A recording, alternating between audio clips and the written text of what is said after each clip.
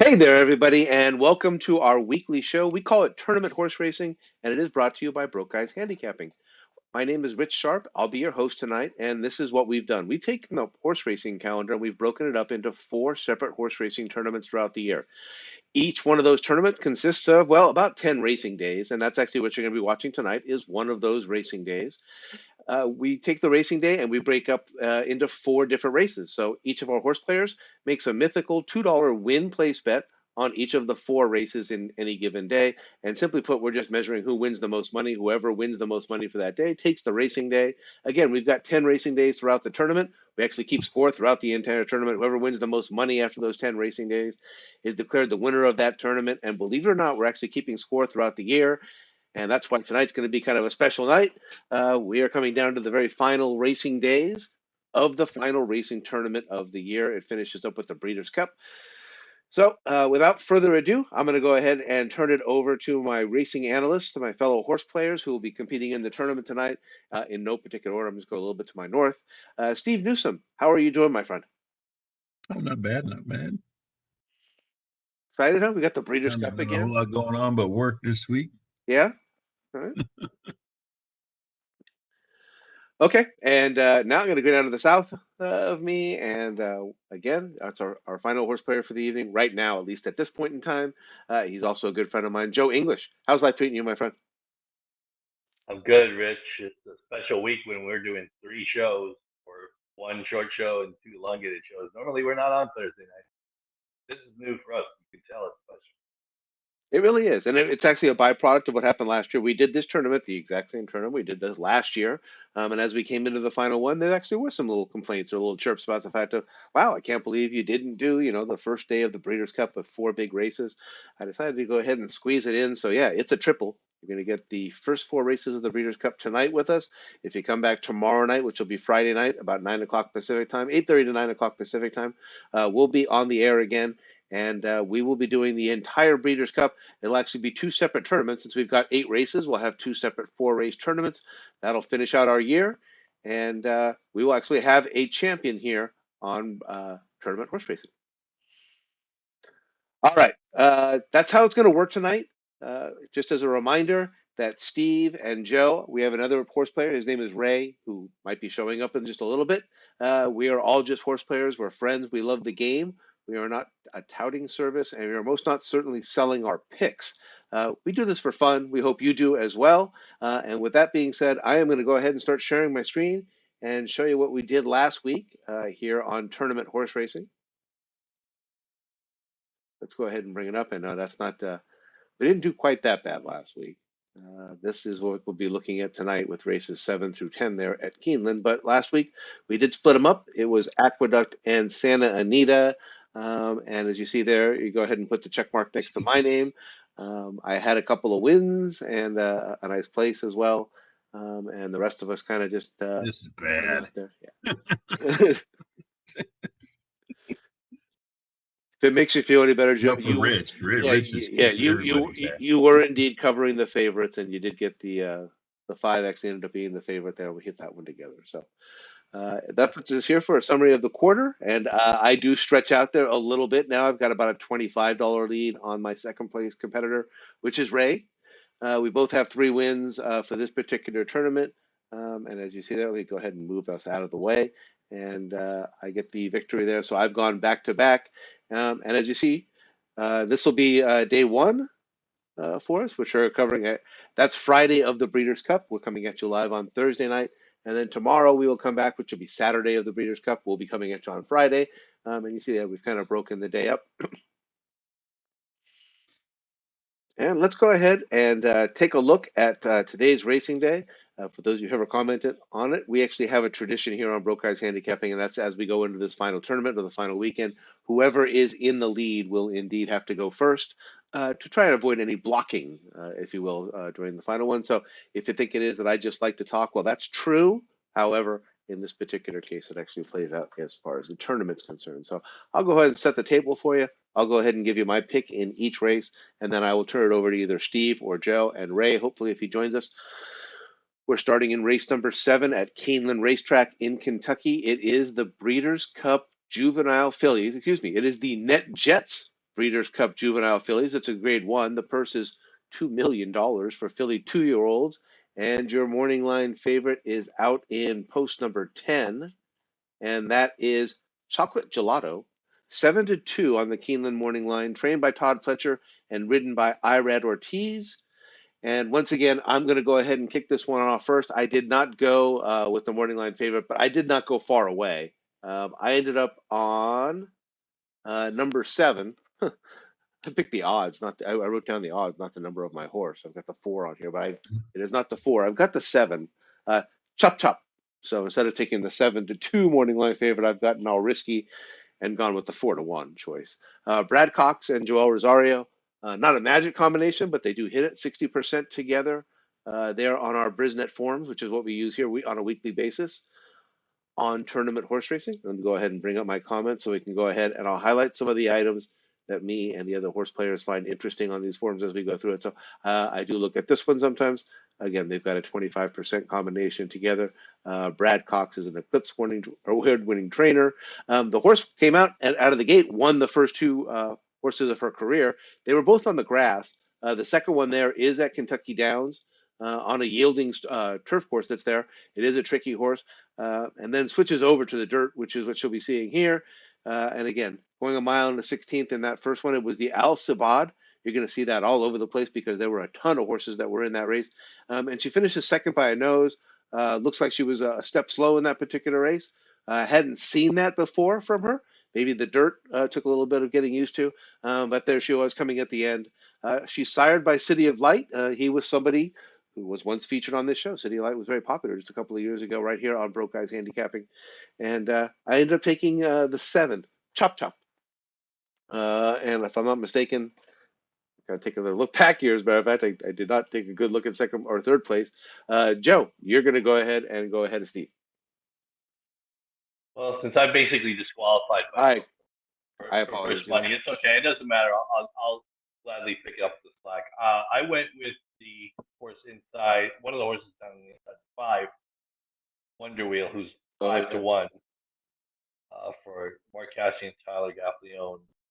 Obviously, she's shown the ability to win front, and she's obviously shown ability to close and win from the back. So it's not really an issue where she ends up in the field. She drew well. These races, the races on Friday for the juveniles, all have mile and 60. They all have short runs to the first turn. So outside posts don't necessarily do all that well.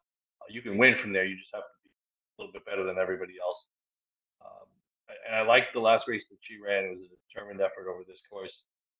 It was her 2-turn debut, and it was actually a very fast race based on the pace numbers that are on the form there, plus 12 and plus 16. It was obviously a very fast race early, but she held on.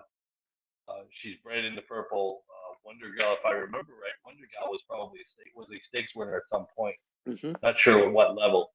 And Inch of Mischief really needs no introduction. And the horse did have a solid 5-furlong drill on the 21st, 2 drills back after the race at Keeneland in the Al Sabadi. So I went with the 5, Wonder Wheel at 5-1. Steve? Yeah, I'm also on Wonder Wheel with the Tyler Gaffleone and Mark Casey combination. Don't have much to add after that. Cool. All right, hang on one second. Let me go ahead and populate these picks for us.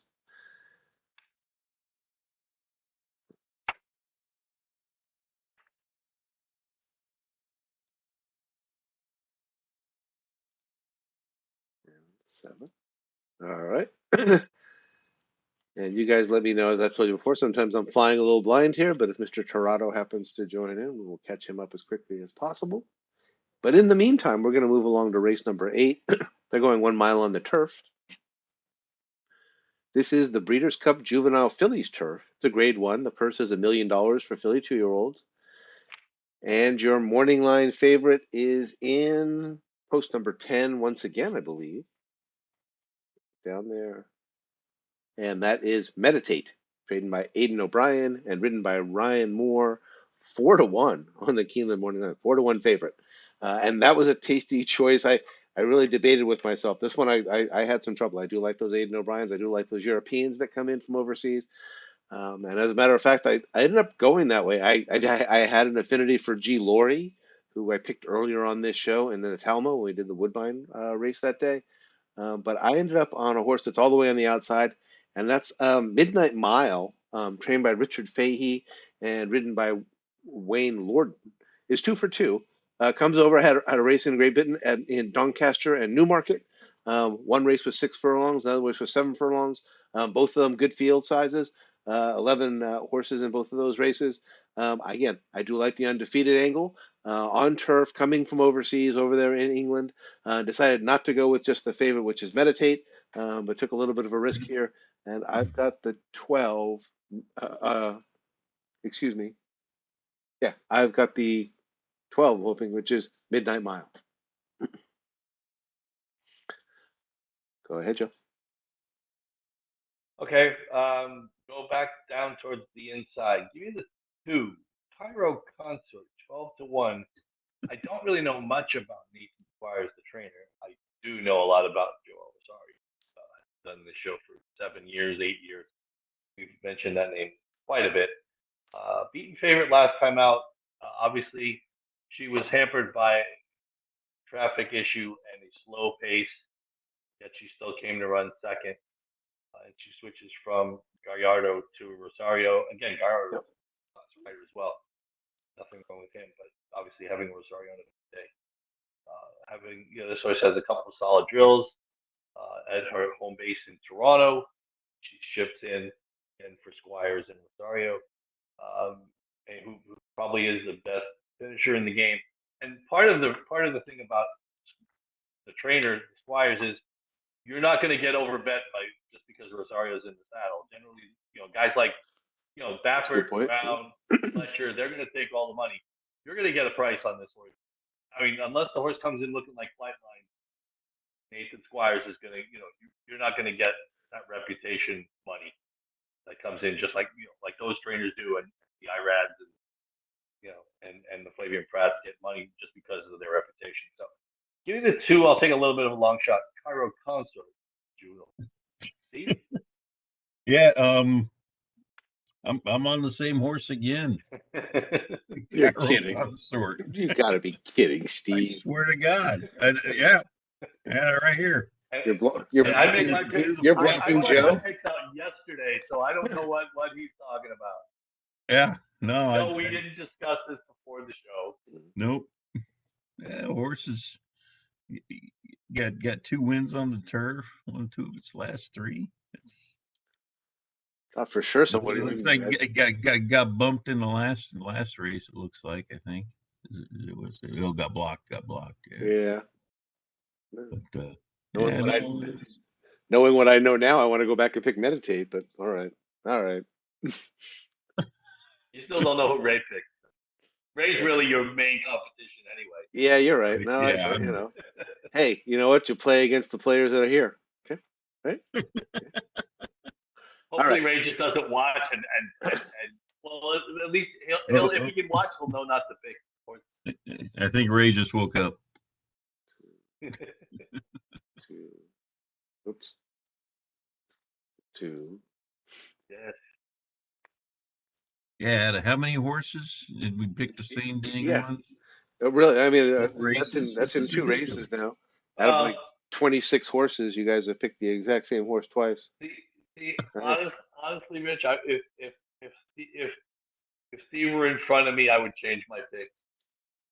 I would have said, okay, I can't do this. Oh, I figure neither one of us are even close, so it doesn't matter. Well, like I said, I'm doing it. I'm doing it for first with money. I would think with 3 races, that's just me, but with 3 races, 3 tournaments, 12 races left, and they're Breeders' Cup races, you guys would both be kind of excited, like the idea of, no way, man, this thing is like if there's a chance to come back, it'll happen. But I think I've got like a total of $93 so far for this tournament, so. The majority of the money should be left on the table right now. There should be some. You're right. Absolutely. So, all right. On to race number 9. They are going 1 mile and a 16th on the main track. This is the FanDuel Breeders' Cup Juvenile. It is presented by the Thoroughbred Aftercare Alliance. It is a grade 1. Purse is $2 million for Colts and Geldings 2-year-olds only. And your morning line favorite is in post number 3, Cave Rock. And he's trained by Bob Baffert and ridden by Juan Hernandez. And after all those prices and everything that we've seen in those first 2 races, there you go. A good old-fashioned 4-5 favorite from here in Southern California, ridden by Juan Hernandez. Uh, you can just stay right there. I'm the reason I'm not going any further is that's actually who I picked. I've seen him. I saw him at the Del Mar. Well, I think we saw him when he won the Del Mar Futurity because we had that race, I believe, on here for that week. And then I saw him again for the American Pharoah. Again, I think that was one of the weekends that we might have been covering for this week for the show. And he seems very impressive. He's by Arrogate. He doesn't run anything like Arrogate, although in hindsight, Arrogate did show some versatility, so he was able to do some different things. If Ray was here, we would also say he could get stuck in the gate when he needed to. But Cave Rock seems to be the real deal here as a 2-year-old. I'm not crazy about 4-5. I'm actually hoping that maybe on race day that'll go up with all the money that comes in at Keeneland. But in this particular instance, I couldn't quite find another horse who I loved in comparison to him. He's got the 3 triple-digit buyer figures. They're going all in the right direction. He's got the right breeding. They paid $550,000 for him. The ownership group with the trainer and Juan Hernandez and Bob Baffert are merely hitting at 36% together. So number 3, K-Rock was my choice.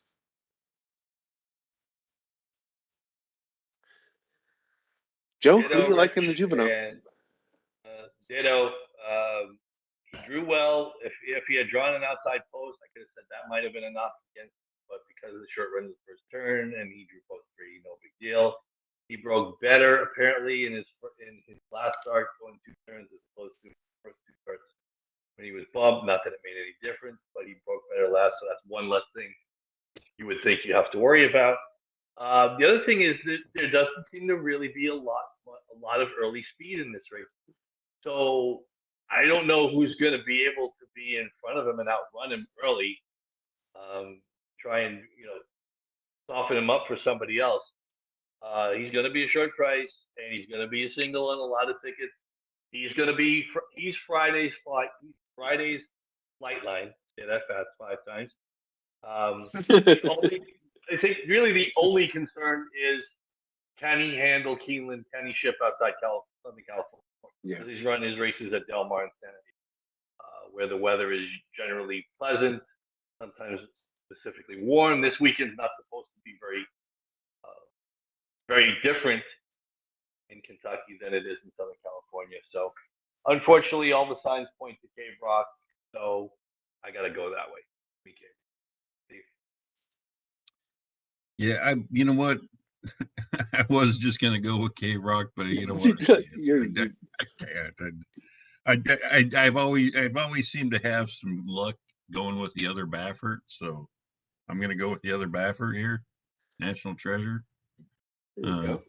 Johnny V on board, 8-1. Hey, he got a little wide on the last race. I don't know. He'll probably try to go to the front, I'm guessing, if he can keep up with Cave Rock. Go from there. It's funny, Steve. If he had drawn inside of Cave Rock, I could definitely have made a lot more of a case. Yeah. That they would definitely want to go and Johnny V would want to go and try to be in front of Cave Rock and make him go around. But being that he drew way outside in that post, I'm thinking this is going to be. If nobody should be surprised if this finishes. Nobody. Right. Yeah. Hey, there he is. Hello. Wakey. How are you guys? Good evening. Good. You got 3 picks to make. Go. All right. Hold on. Before you just fire your picks, folks, this is our final handicapper of the evening. His name is Ray Torado, and he lives in Long Island, or he lives in Staten Island, New York. and he's also a good friend of all of ours. And welcome to the show, Ray. And yes, we've actually already moved all the way up to the juvenile, which we just finished. Yeah. Me and Joe both took Cave Rock, and Steve actually liked the other Baffert. He went with National Treasure. So I'll ask you, what say you in the juvenile? Well, yeah, K-Rock is an obvious choice, so he's gonna be tough to beat, based on his three performances. But I'm gonna go with this is a real long shot here. Uh, number 8, Lost Ark for Pletcher. Um, you know, he had two pretty good races.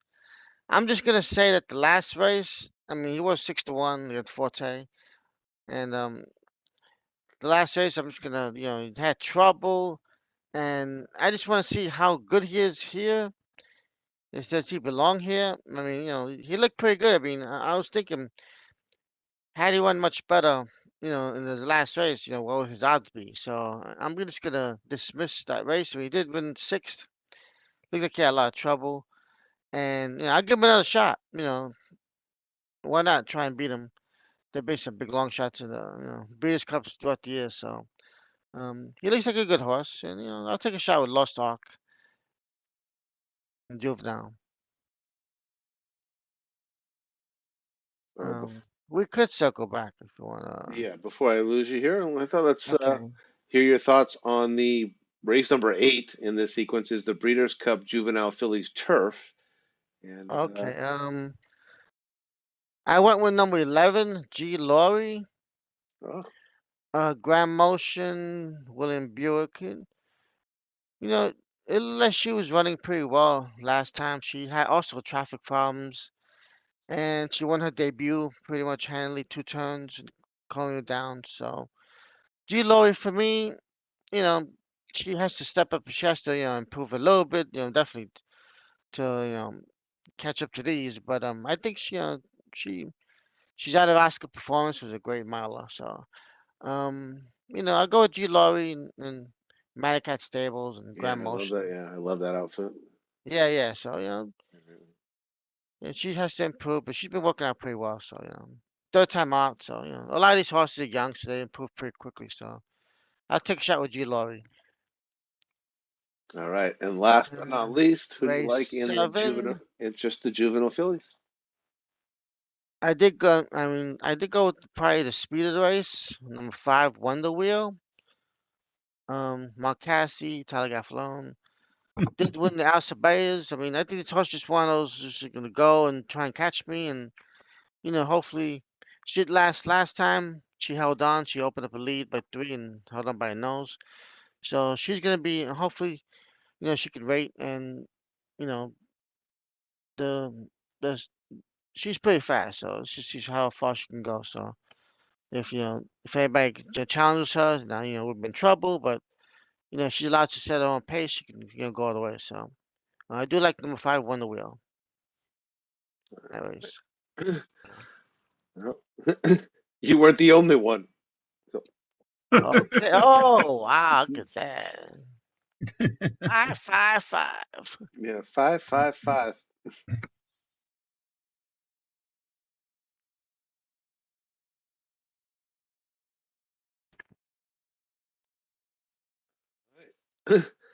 And we are going to go ahead and we will move along to our final race in today's pick four sequence. And this is going to be race number 8, going 1 mile on the turf. It is the Breeders' Cup Juvenile Fillies Turf. Excuse me. You know what? I'm sorry. I'm in the race. I need to be in Yeah, the you're race in the 10. road. I went to the wrong ways. Excuse me. Race number 10 is the Breeders' Cup Juvenile Turf. It is a grade 1. The purse is $1 million. It's for colts and gelding 2-year-olds.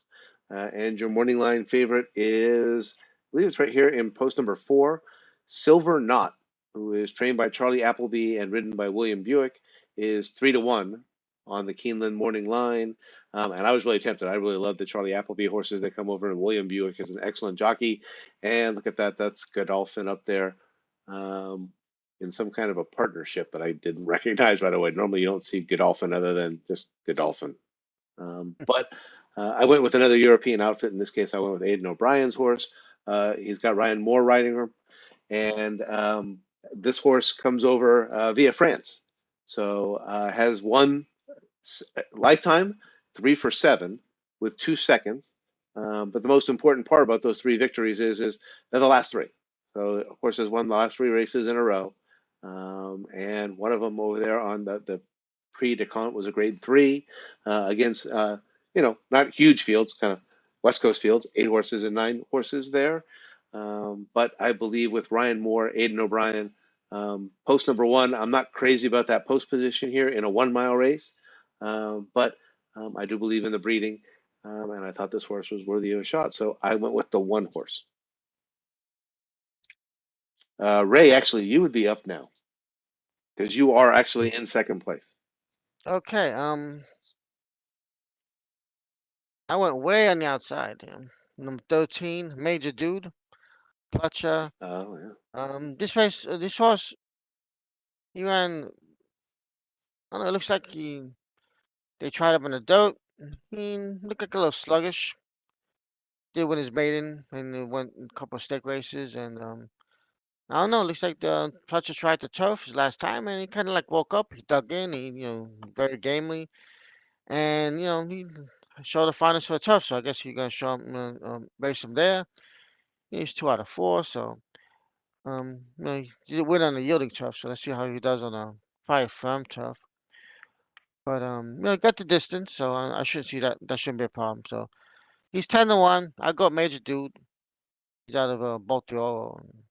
I got some good turf line there. So Major Dude for me. Joe or Steve? No, well, I think it's It's me. Joe. Okay, Joe. Joe. All right.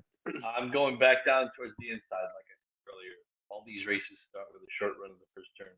Outside posts were. It's funny. Horses 10 through out. 10 through whatever 14, 15. I didn't even look at very much, given that they had to be world beaters. Those outside posts, I just hate when you're up against it like that. You've got to be so much better.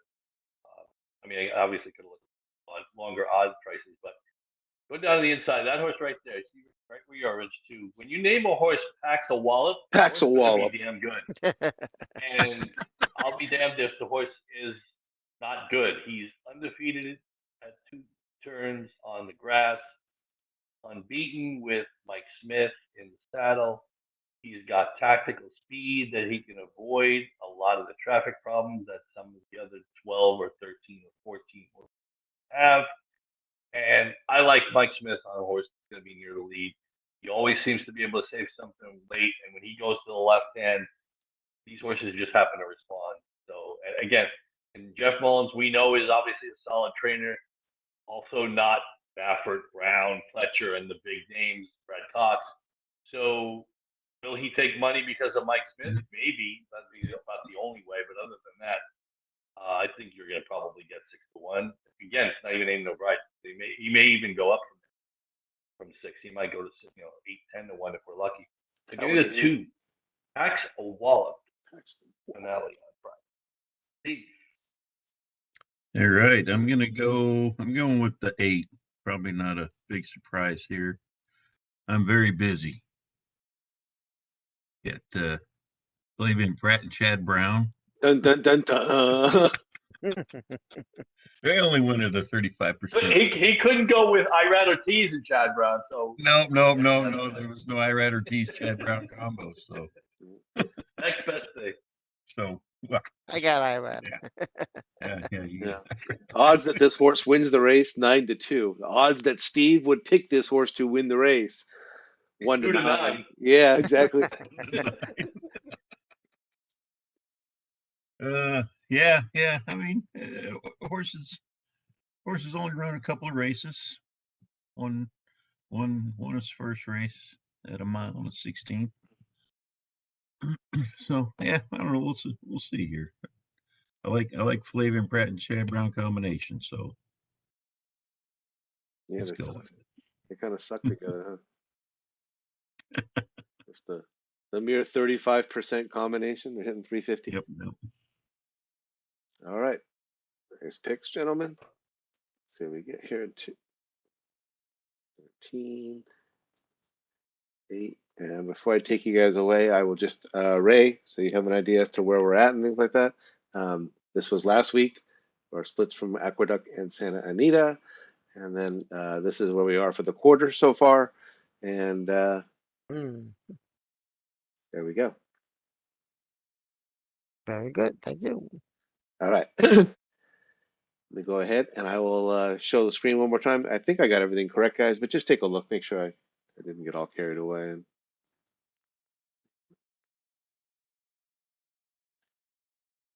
All good on my end. We're good. All right. I'm going to go ahead and I will come on back so we have the 4 people on the screen at the same time. Hi, everybody. Well, for those of you who have been watching, that's kind of how we do it here on Tournament Horse Racing on a weekly basis.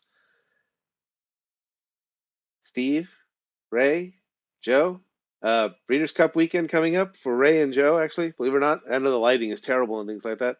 This is a Breeders' Cup sweatshirt that I got in 2014 at Santa Anita when the 3 of us all went to Breeders' Cup, and I believe we kind of hatched an idea for a little YouTube show so we could talk about horse racing on a weekly basis. And all the way up here into 2022, that thing's still going.